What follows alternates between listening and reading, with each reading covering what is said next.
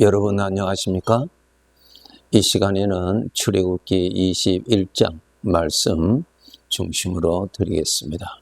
오늘 말씀 29절에 보면은 소가 본래 받는 버릇이 있고 그 임자는 그것으로 말미암아 경고를 받았으되 단속하지 아니하여 남녀를 막론하고 받아 죽이면 그 소는 돌로 쳐 죽일 것이고 임자도 죽일 것이며 라는 말씀이 있습니다. 소는 본래 받는 버릇이 있습니다. 그렇기 때문에 그 소의 임자는 그 소를 특별히 관리를 잘해야 됩니다.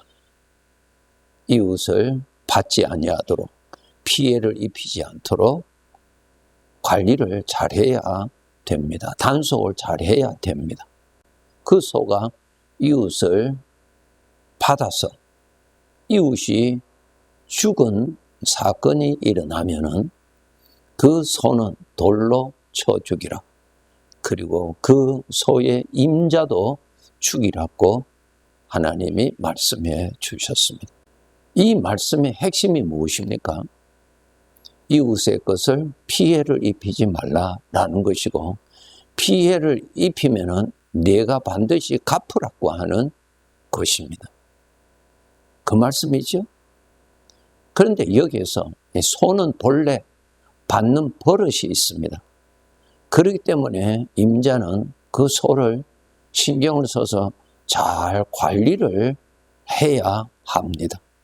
관리하지 아니하면은 이웃에게 피해를 입히게 되는 것이죠.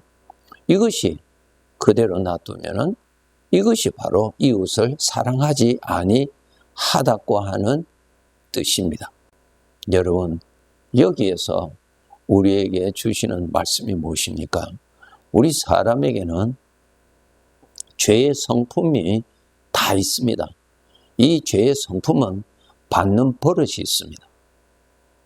남을 해치고 특히 상대방으로부터 어떠한 피해를 내가 받았을 경우에, 섭섭한 것을 내가 받았을 경우에는 이 육신의 생각은 반드시 크고 작은 복수를 하고자 하는 그러한 반응이 자동적으로 일어납니다.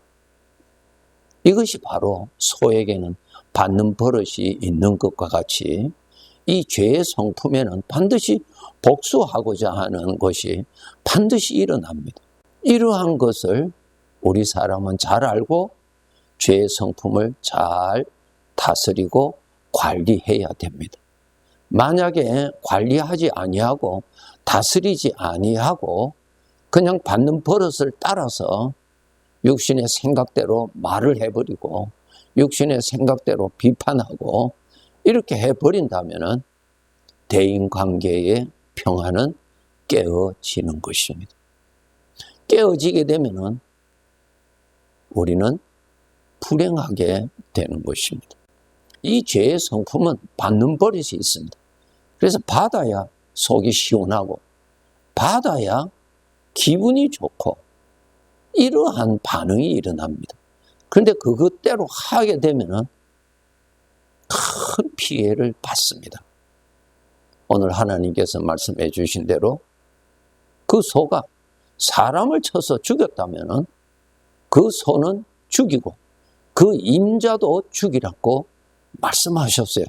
끔찍한 불행이 오는 것이죠. 그 소 때문에 그 임자도, 그 소의 임자도 죽게 되는 것이죠.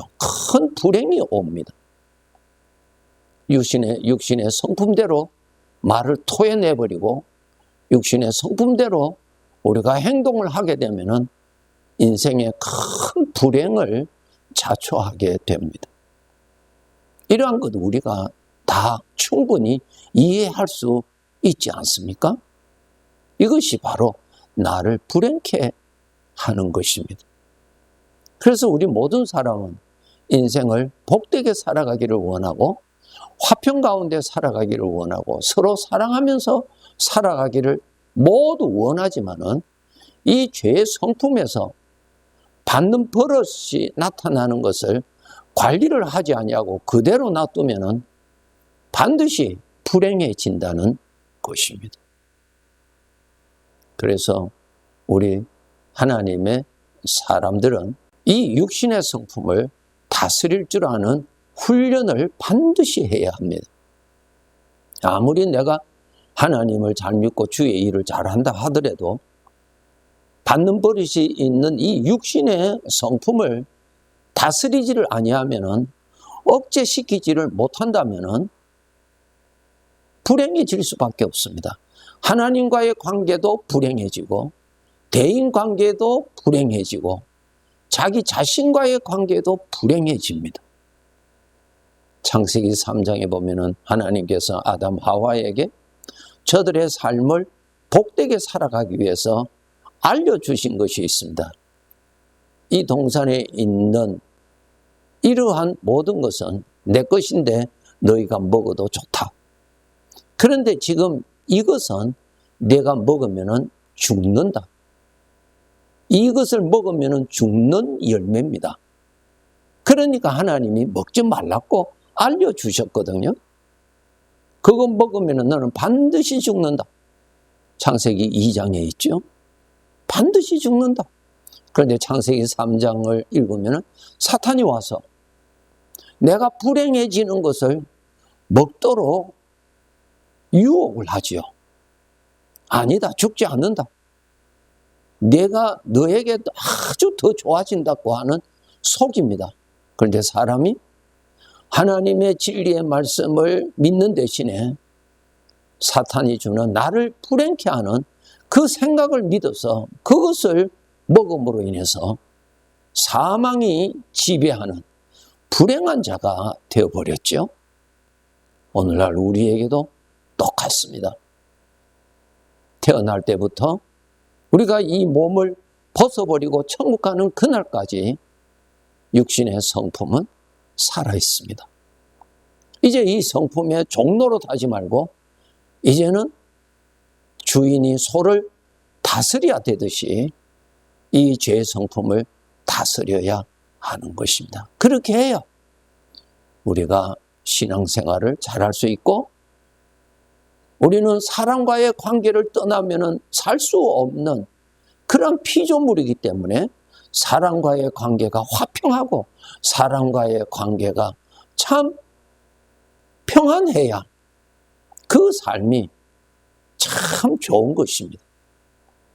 그렇기 때문에 이 육신의 성품을 잘 다스릴 줄 알도록 우리는 깨어 있어야 되고, 또 훈련을 부지런히 받아서 이전보다 더 육신의 성품을 잘 다스리는 사람이 되어서 살아야 하는 것입니다. 이 육신의 성품은 이웃의 허물을 용서하지 아니하는 무서운 독소가 있습니다.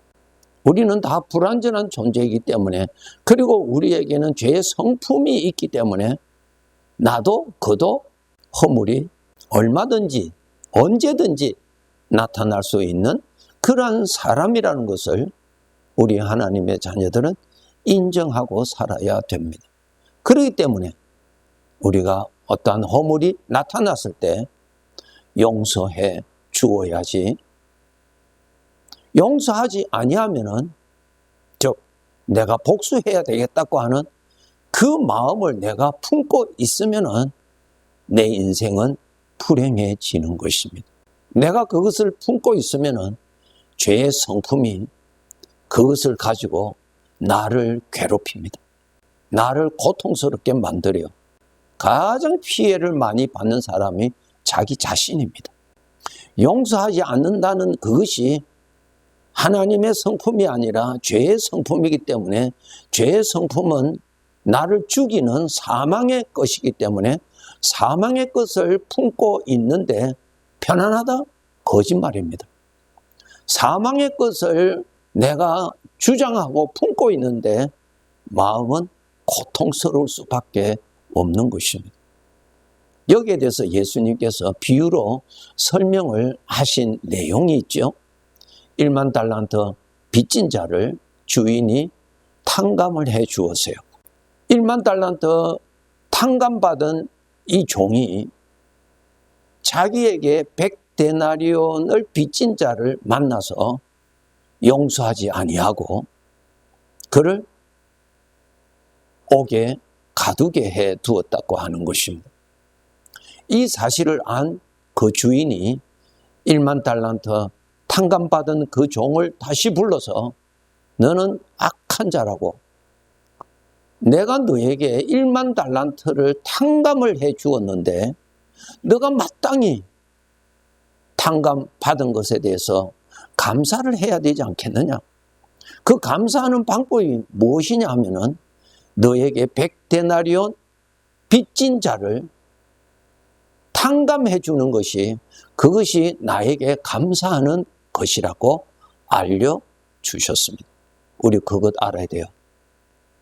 우리는 늘 하나님께로부터 허물을 용서받고 삽니다. 예수 그리스도로 인하여서 허물을 용서받고 삽니다. 그렇지 않아요? 늘 용서받는 우리들이 용서해 주신 하나님 앞에 감사해야 되는 것이 마땅하지 않습니까?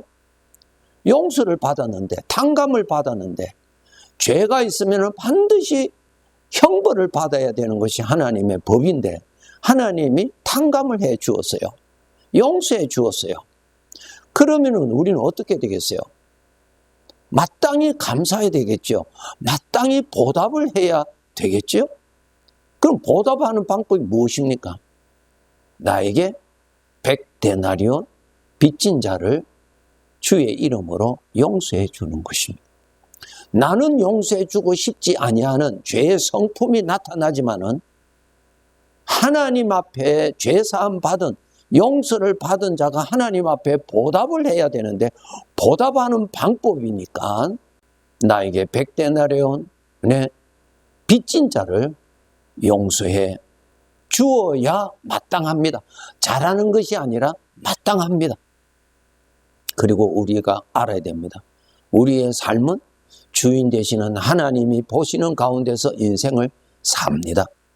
그래서 그 주님이 나의 삶을 평가하시고 나의 삶을 이 세상에서 다 마감한 후에 천국 가서 주님 앞에서 그 평가를 따라서 영원히 살 천국에서 누릴 영광을 각각 나누어 주십니다. 이 점을 알아야 돼요. 인생은 주인 되시는 하나님 앞에서 사는 것입니다. 내가 주인이 아닙니다. 주인이 나를 평가하십니다. 그렇기 때문에 우리가 알아야 될 것이 주인 앞에서 인생을 사는 것임을 알고 매일매일 주인으로부터 탕감받으면서 사는 주제에 나의 이웃의 허물을 용서해 주는 것이, 내가 탕감해 주는 것이 주인에게 보답하는 것이고 주인이 보실 때 잘하는 것이 되는 것입니다. 이웃의 허물을 용서해 주는 것은 내 자신을 위한 것이라고 하는 것입니다. 사탄에게 속으면 안 됩니다. 용서해 주면은 내가 손해보는 것으로 우리는 생각하지요. 그것이 바로 마귀가 준 사상이요. 나를 불행케 하는 사상입니다. 거기에 여러분 빠지면 안 됩니다. 그래서 인생은 첫 번째, 나의 주인 되시는 하나님 앞에서 사는 것임을 알고 매일매일 깨어서 살아야 되고, 두 번째로 이웃의 허물을 덮어주면서 용서하면서 살아야 되는 것입니다.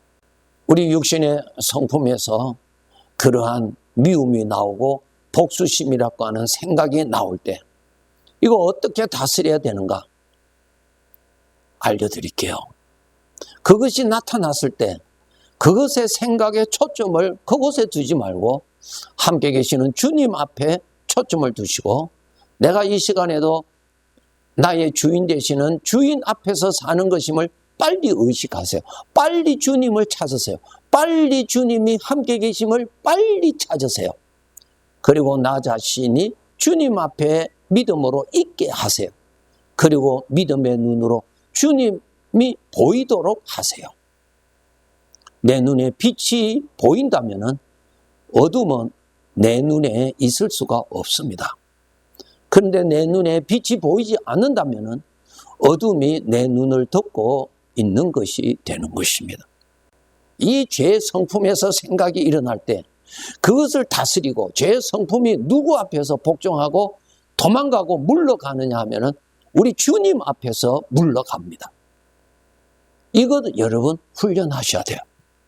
그런데 이것이 훈련이 되지 아니하면은 평소에는 신앙생활 잘 하다가 육신의 성품에서 어떠한 불쾌한 어떠한 것이 일어나면은 주님을 생각하는 데서 바로 그것을 불쾌하게 하는 생각을 그쪽에 초점을 맞춰버려. 그러면은 바로 포로가 됩니다. 이것도 훈련하셔야 돼요. 대적이 일어나면 빨리 주님을 찾으세요. 대적이 나타나면 빨리 도피성이 예수 그리스도에게로 하나님에게로 여러분의 생각을 집중시키시고 하나님이 함께 계심을 빨리 의식하시고 하나님 앞에서 사는 인생임을 빨리 의식하시고 약속대로 지금 또 나의 삶의 현장에 주님이 함께 계시는 것을 빨리 의식하세요. 그리고 여러분의 생각의 눈에 주님이 계시도록 하신다면 주님 앞에서 그러한 죄의 성품에서 나오는 사망의 생각들이 물러가게 되는 것입니다. 그렇기 때문에 항상 주님과 함께 있도록 노력하십시오. 그렇게 해서 여러분 인생을 복되게 살아라고 하나님이 선물로 주셨는데 복되게 살 수 없도록 하게 하는 것이 죄의 성품이 나를 불행케 하는 것입니다. 그렇기 때문에 죄의 성품을 다스릴 수 있는 것은 우리 주님밖에 없습니다. 나의 구원의 주입니다. 항상 주님이 함께 계심을 모시고 사셔야 하는 것입니다. 복되게 살아야죠. 우리 주님과 더 가까이 산다면 더 평안을 누리고 살아가게 되는 것입니다. 네, 감사합니다.